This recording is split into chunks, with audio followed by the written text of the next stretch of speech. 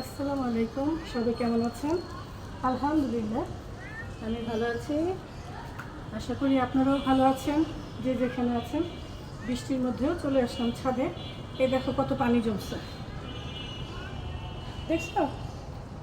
তা আমাদের সাথে মিনিও চলে আসছে। তুমি আসছো কেন? আসো, চলো। এই যে প্যাকেটে ওর খাবার আনা হয়েছে। এত স্লোলি, এই তো, এই তুমি খাওয়াই যে নাও। ওর খাবারটা দিয়ে গেলাম।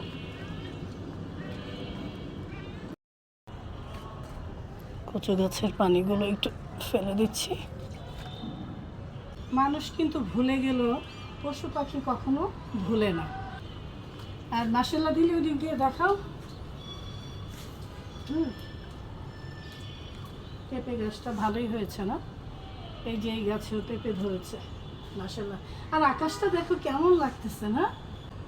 দেখো আকাশটা কি সুন্দর লাগতেছে, তাই না? মাসাল্লাহ। দেখো ঝিনুক, এই যে আমাদের ডাঁটা শাক, দেখো এখানে ডাঁটা শাক হয়েছে।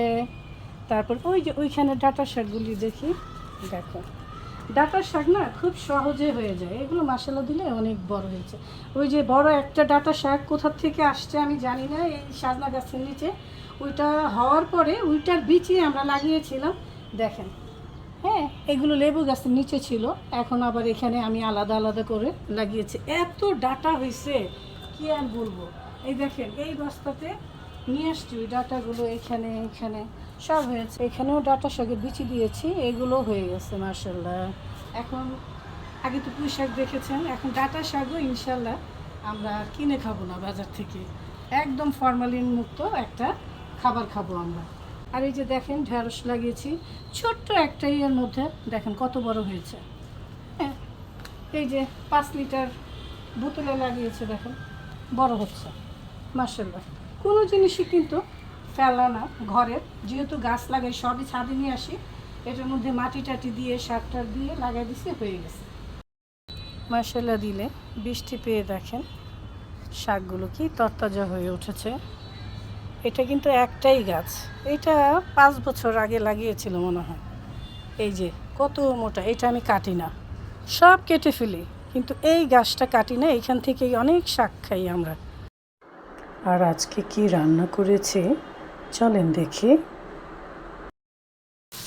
চলে আসলাম রান্নাঘরে। আজকে মুসুর ডাল রান্না করবো, টমেটো দিয়ে সব মিক্স করে নিয়েছি, সব গুছিয়ে নিয়েছি, ভাত বসিয়ে দিয়েছি। আর এই যে এখানে মাছটা ভেজে নিচ্ছি, পাবদা মাছ। আজকে পাবদা মাছ ভুনা করব আর পটল ভাজবো। ভাতটা হয়ে গেছে, এখন নামিয়ে ফেলি। তরকারি রান্নার জন্য পেঁয়াজটা ভেজে নিলাম। এখন টমেটো আর পেঁয়াজ ব্লেন্ড করা দিয়ে দিচ্ছি, আদা রসুন বাটা, জিরে ফাঁকি দিয়ে দিলাম, হলুদ ফাঁকি দিয়ে দিচ্ছি, শুকনো মরিচ ফাঁকি, ধনিয়া ফাঁকি আর লবণ। এখন ভালো করে মিক্স করে নিই। মশলাটা কষানো হয়ে গেছে, এখন মাছটা দিয়ে দিচ্ছি।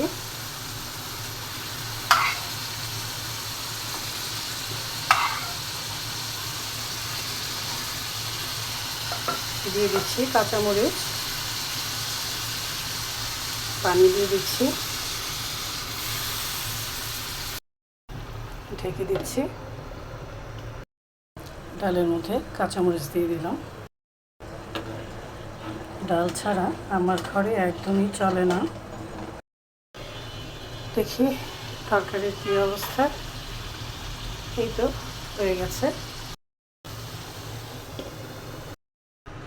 এখন পটলটা ভেজে নিচ্ছি।